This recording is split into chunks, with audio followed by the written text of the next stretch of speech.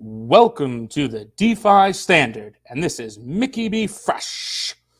And today, I'm going to do a little overview of the Ripple versus SEC case and share some of the upcoming events that are going to take place in this case. And one thing I want to go through is that there's 3 different claims in this lawsuit and enforcement action brought against Ripple from the SEC. And what I've seen a lot is everyone bunching it together like there's going to be one necessarily settlement. But one thing from talking to Jeremy Hogan a couple months back is understanding that these are 3 separate claims that we have here. And regarding a settlement, it's not so simple as just settling all of them. Because the first claim that the SEC brought is that they're claiming all XRP is a digital security that everyone holds, that Ripple holds, that everyone does. So they're claiming that. So if they were going to settle, they would have to literally backtrack on what they actually claimed, and then they would have to write up a settlement going directly against what they claimed. And now we know from the Howey test that the oranges aren't securities. And John Deaton has said this. The oranges can't be securities. So how can XRP that's out there in the market now be securities? It can't. And Ripple knows this. John Deaton knows this. The judge knows this. The SEC knows this. Ripple knows this. So we're going to get to a point here where the judge will make a summary judgment decision.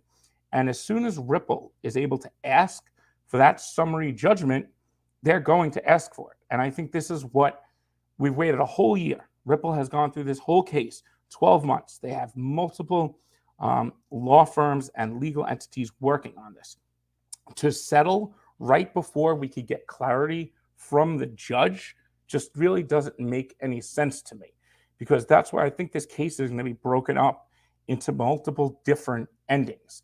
And I don't think it's going to be just like what BitBoy says, we're all going to come to an end. It's going to be a big powwow with Gary Gensler and Brad Gonghouse. I just don't see that happen. Now, do I'm saying this is going to extend longer? No, I think that we'll get a summary judgment. I don't want to put a time on it, but I would say in the next couple months. Now, what does that mean if we got a summary judgment or a declaratory judgment? It means that the court, by law, would recognize that XRP, the digital asset, is not a digital security if she rules in favor, against what the SEC has claimed. And they're claiming that all XRP is a security.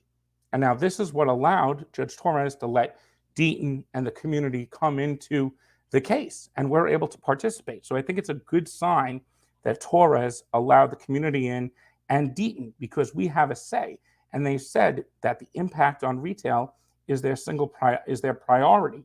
This is what the court said. So we would think the first decision made would be on the status of XRP. Now, getting the ruling from the court to say that XRP is not a security is even better than getting the SEC to say it's not a security, because that's by law in the court.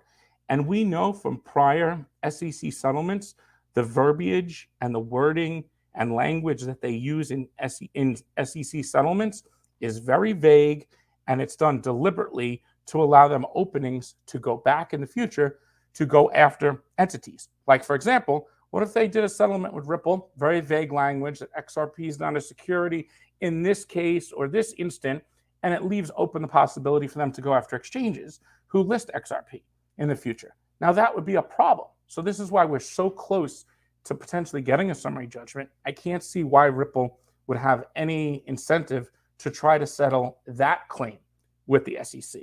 Now, what is the second claim that the SEC is making, allegation? Is that Brad Garlinghouse, Chris Larson recklessly and knowingly sold a digital security on the open market. Now that Ripple has asked, or the lawyers for Brad and Chris have asked to be dismissed. Now, we don't want the first claim dismissed. We want a ruling on that first claim that XRP is not a digital security. But the Brad and Chris charges want dismissed.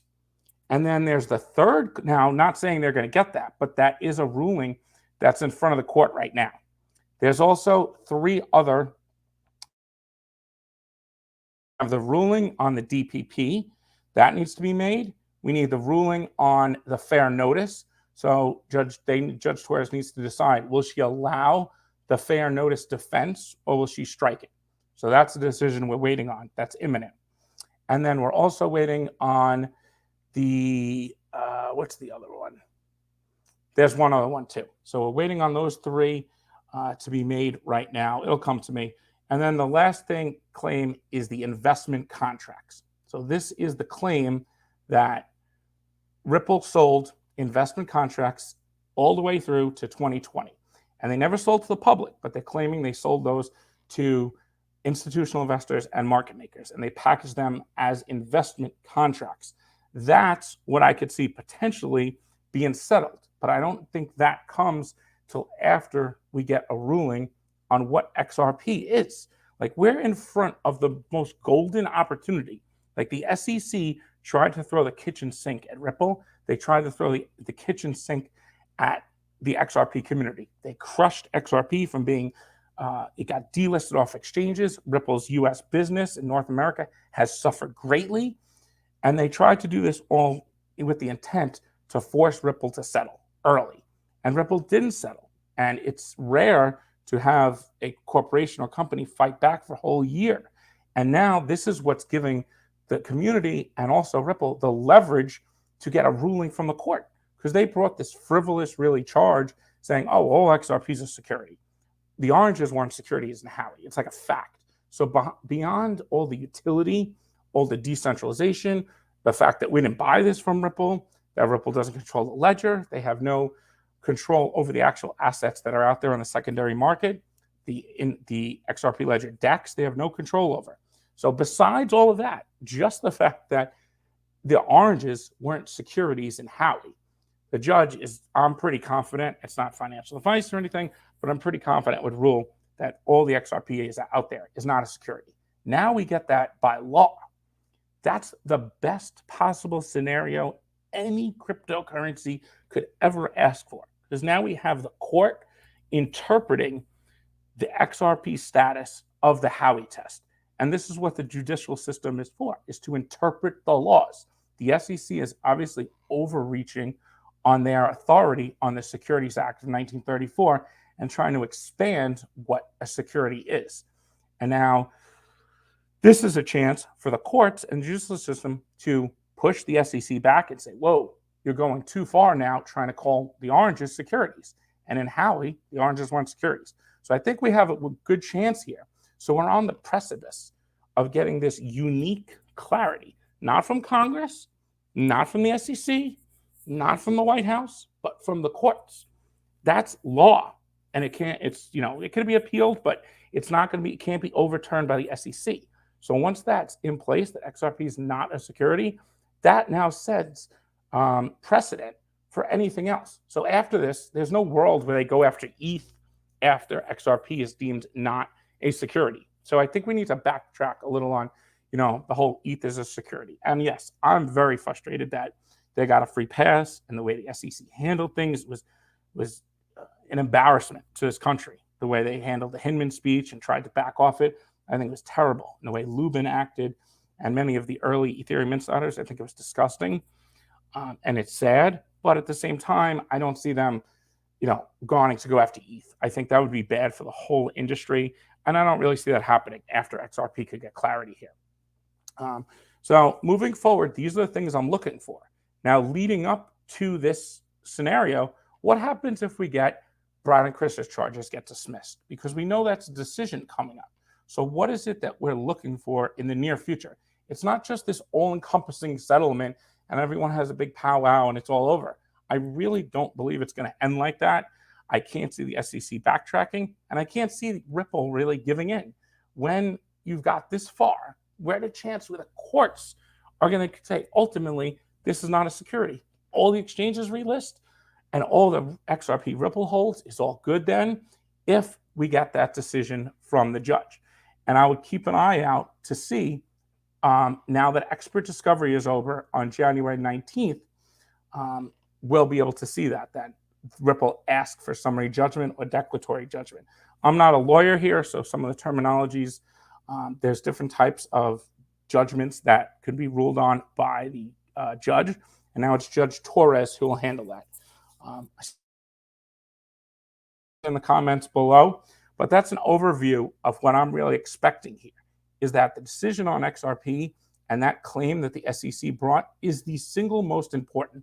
The investment contracts, Brown and Chris's charges, the fair notice, those are all great in the long term, but really what we're concerned about is the decision, is all the XRP out there a security or not? Obviously the oranges weren't. So we're on the precipice of this happening. And the judge ruling on this, we have a unique opportunity here that no other crypto has had to date.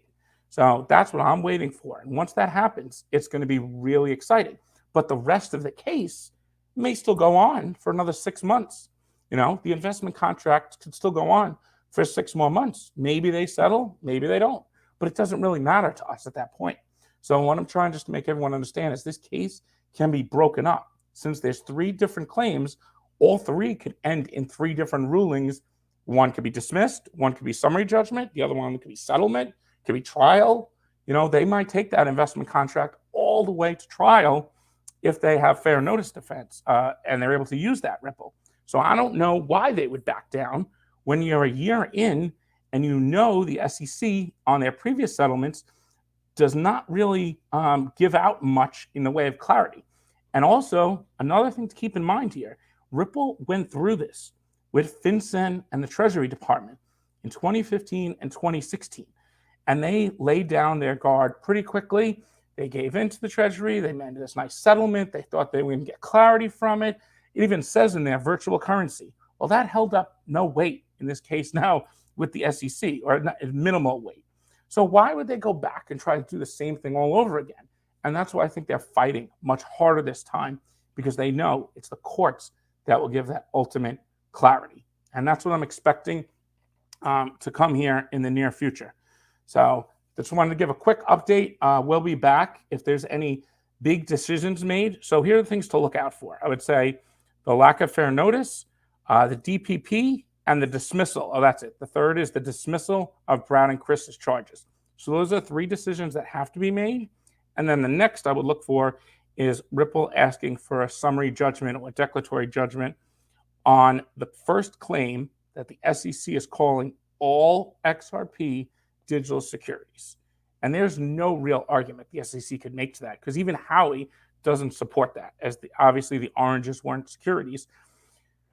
So we're looking good, and I'm really confident now. And I think out of all the assets, XRP is one of the most undervalued. Knowing this information, the thing is, not everyone in crypto or crypto community or crypto industry really understands what's at play here.